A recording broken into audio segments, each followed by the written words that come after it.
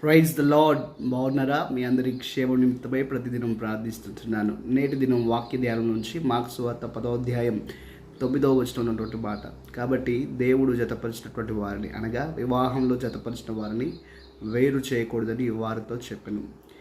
వివాహం అనేటువంటి వ్యవస్థను స్థాపించింది దేవుడే. వివాహాన్ని ఆర్డైన్ చేసింది దేవుడు అనే విషయం మనం మర్చిపోకూడదు. మొదటి వివాహానికి కర్త కూడా ఆయనే.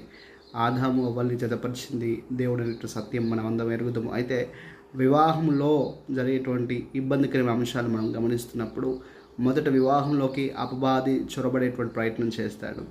ఆ తర్వాత మనుషులు కూడా చొరబడే ప్రయత్నం చేస్తారు. ప్రతికూలమైన పరిస్థితులు కూడా వివాహంలో చొరబడేటువంటి ప్రయత్నాలు చేస్తాయి. అందుకే వాక్యం ఉంటుంది, అపవాదికి చోటు ఇవ్వకడి. ఇది ఎక్కడ చోటు ఇవ్వకూడదు అంటే వివాహంలో చోటు ఇవ్వకూడదు.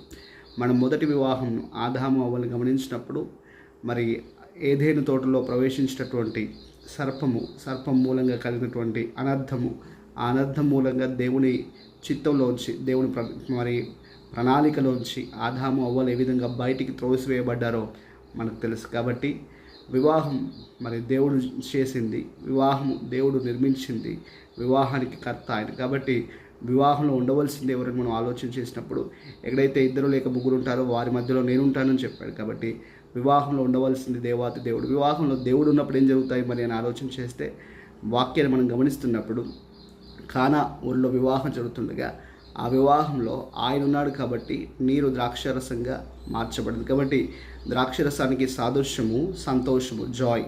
ఎప్పుడైతే వివాహంలో దేవుడు ఉంటాడో ఆ వివాహము పరిపూర్ణం చేయబడుతుంది, సంపూర్ణం చేయబడుతుంది. ఎందుకంటే అందులో దేవుడు ఉంటాడు. కాబట్టి మన వివాహాల్లో, వివాహ సంబంధాల్లో, భార్యాభర్తలో ఉండవలసినటువంటి వ్యక్తి ఎవరైనా ఉన్నారా అంటే అది దేవుడు మాత్రమే. కాబట్టి దేవుడు మన వివాహాల్లో ఉన్నప్పుడు మన వివాహాలు సంపూర్ణంగా సంతోషంగా ఉంటాయి. కాబట్టి ఈ మాటలు వింటుండగా మరి మన వివాహ జీవితాల్లో ఏ విధంగా ఉన్నాయి, అందులో దేవుడు ఉన్నాడా అనేటువంటి ప్రశ్న ఒకసారి వేసుకుందాం.